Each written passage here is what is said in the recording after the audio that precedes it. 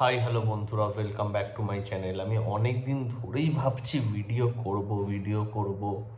অনেক কথা বলার আছে, সেগুলো বলবো, কিন্তু ভিডিও করাই হচ্ছে না। কারণ আমি যে ছবিটা দেখলাম সেটা নিয়ে আমার অনেক কথা বলার আছে। তো আমি অনেকের ভিডিও দেখলাম, অন্যান্য মানুষের ভিডিও দেখে আমি ভাবলাম যে ঠিক তথ্যটা সবাইকে দেওয়া উচিত। তো আজকে কথা হবে কানতারা চ্যাপ্টার 1 নিয়ে। আশা করি তোমরা বুঝেই গেছো। একটা আউটস্ট্যান্ডিং ছবি বানিয়ে ফেলেছে ঋষভ শেট্টি, এবং এই ছবিটা নিয়ে সত্যি কথা বলা উচিত, কথা হওয়া উচিত। যদিও এই ছবিটা নিয়ে সেরকম কথা হচ্ছে না অনেক জায়গায়, আবার কিছু কিছু জায়গায় হচ্ছেও। তো কানতারা চ্যাপ্টার 1 এই ছবিটা, মানে আমার কাছে এই ছবিটার একটা অন্যই জায়গা। আমি অন্য জায়গাতেই রাখি এই ছবিটাকে। কান্তারার যে প্রথম ছবিটা এসেছিল 2022-এ, সেই ছবিটা কিন্তু আমি বলেছিলাম ওটা আমার মানে টপ 3 ফেভারিট যদি মুভি লিস্ট থাকে তার মধ্যে একটা ওই ছবিটা। আর এই কান্তারা চ্যাপ্টার 1 যেটা আমি দেখলাম দুর্গাপুজোর সময়, ছবিটা নিয়ে না যতই কথা বলবো ততই কম। ছবিটায় সব কিছু আছে, সুন্দর স্টোরি টেলিং আছে, কন্টেন্ট আছে, অ্যাকশন আছে, ড্রামা আছে, ভালো ভিএফএক্স আছে, এভরিথিং, সব কিছু আছে ছবিটায়। আর গল্প আউটস্ট্যান্ডিং।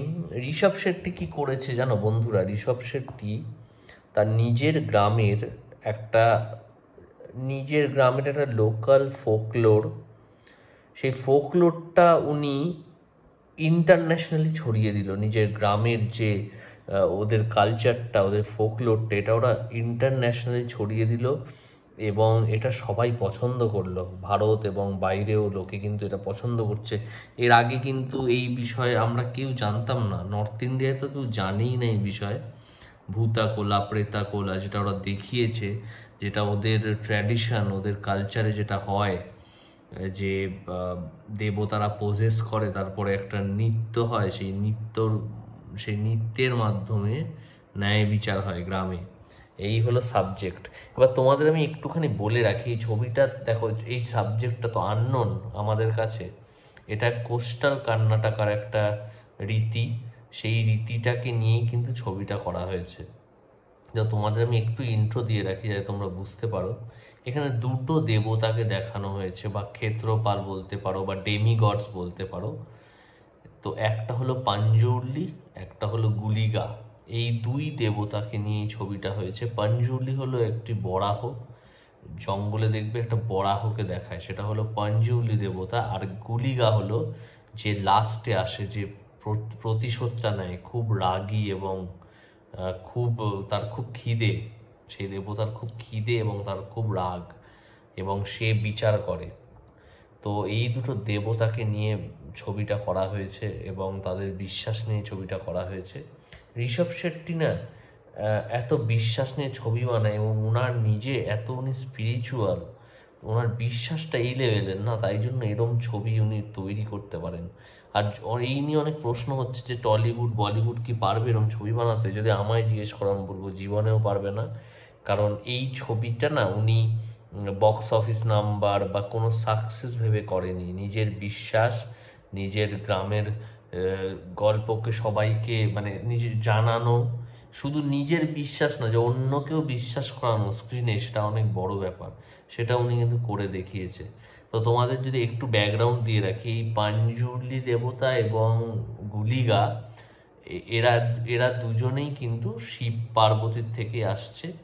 তো পাঞ্জলি দেবতাকে মাতা পার্বতী মানুষ করেছিল, তারপরে স্বর্গ থেকে, যেহেতু পাঞ্জলি দেবতা স্বর্গে একটু ডিস্টার্ব করতো, তাই মহাদেব তাকে পাঠিয়ে দেয় মর্তে, এবং দায়িত্ব দেয় যে সে যেই কান্তারে থাকবে বা জঙ্গলে থাকবে বা যে মাটিতে থাকবে সেটাকে প্রোটেক্ট করবে, এবং সেখানকার মানুষদেরও রক্ষা করবে।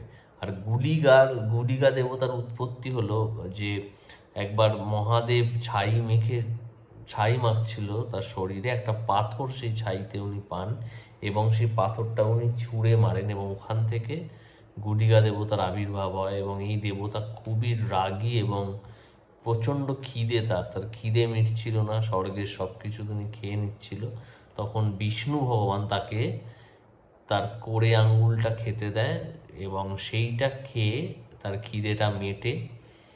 কিন্তু তাও সে মানে স্বর্গের মধ্যে অনেক কিছু করে বেড়ায়, তো তার ওপর রুষ্ট হয়ে তাকে বিষ্ণু দেবতাই মর্তে পাঠিয়ে দেয় এবং তাকে দায়িত্ব দেয় যে তুমি পাঞ্জুলির সাথে সেই জায়গাটা রক্ষা করো ক্ষেত্রপাল হয়ে, এবং যেই সব মানুষদের উপর অন্যায় হচ্ছে তাদের তুমি রক্ষা করো এবং দোষীদের শাস্তি দাও। এই দুই দেবতাকে নিয়ে গল্প, এই দুই দেবতাকে নিয়ে কোস্টাল কর্ণাটকায় যে কালচারগুলো হয়, ভূতখোলা যে নৃত্যগুলো হয়, এই নিয়ে পুরো ছবি, একটা দারুণ ছবি। আর এই ছবি যারা দেখোনি না, তোমরা মিস করে গেলে, তোমরা একটা বড় জিনিস মিস করে গেলে, কারণ এরম ছবি সচরাচর হবে না আর এরম এক্সপিরিয়েন্স তোমরা পাবে না হলে। তো হলে যখন এইসব ছবি দেখবে না, যে ক্লাইম্যাক্স দেখলে অবাক হয়ে যাবে, এমন লেভেলে ক্লাইম্যাক্স নিয়ে যায় ঋষভ শেট্টি, মনে হয় যেন ভগবান দর্শন হয়ে গেল স্ক্রিনে। এমন উনি করেন, এমন অভিনয় ঠিক না, ওনার সত্যি পজিশন হয় লাস্টে ক্লাইম্যাক্সে। উনি যেই লেভেলের অভিনয় করেন, ওটা পজিশন হয়ে যায় ওনার, মানে out of the world performance, out of the world movie. মানে যত প্রশংসা করবো তত কম। কান্তারা 1 তোমরা যারা দেখোনি, এখনো হলে আছে, কোনো বড় ছবি আসছে না দিওয়ালিতে, এই ছবিটা কিন্তু থাকছে, অবশ্যই হলে গিয়ে দেখো। এই ছবিটা অস্কারের জন্য পাঠানো হবে এবং যদি পেয়েও যায় অস্কার, আমি অবাক হব না, কারণ এই ছবি বিশ্বাসের ওপর তৈরি করা, মাইথোলজির ওপরে, লোকাল ফোকলোরের ওপরে, ইন্ডিয়ার কোর ব্যাপারটাকে নিয়ে ছবি করেছে, ফাটিয়ে দিয়েছে। তো কান্তারার মতো ছবি দেখে শেখা উচিত সব ইন্ডাস্ট্রির। কি ছবি, কি ফিল্ম মেকিং, কি বিলিভ, কনভিকশন, অদ্ভুত লেভেলে নিয়ে গেছে। এবং যারা বিলিভার তাদের তো খুবই ভালো লাগবে, যারা নন বিলিভার তাদেরও কিন্তু ভাবাবে এই ছবিটা। একটা দারুণ ছবি হয়েছে, এরম ছবি আরও চাই হোক। আমাদের এত ফোকলোর আছে, আমাদের এত কিছু আছে, বাট আমরা ট্যাপ করতে পারছি না, গল্পগুলো নিয়ে বলতে পারছি না। বিশেষ করে বাংলাতে যদি বলি, বাংলাতে তো অজস্র ফোকলোর, অজস্র সুন্দর গল্প, বাট কেউ বানাতে পারবে না এরকম ছবি, কারণ এর জন্য ভিশন লাগে, যেটা নেই। ঋষভ শেট্টিকে হ্যাটস অফ, মানে আলাদাই লেভেলের মানুষ উনি বক্স অফিস নাম্বার ভাবে না, আমি জানি। উনি ছবিটা করে ভগবানের নাম নিয়ে, ভগবানের জন্য করে, তাই ছবি এরকম রেজাল্ট হয়। যাই হোক, ডোন্ট মিস কান্তারা চ্যাপ্টার 1।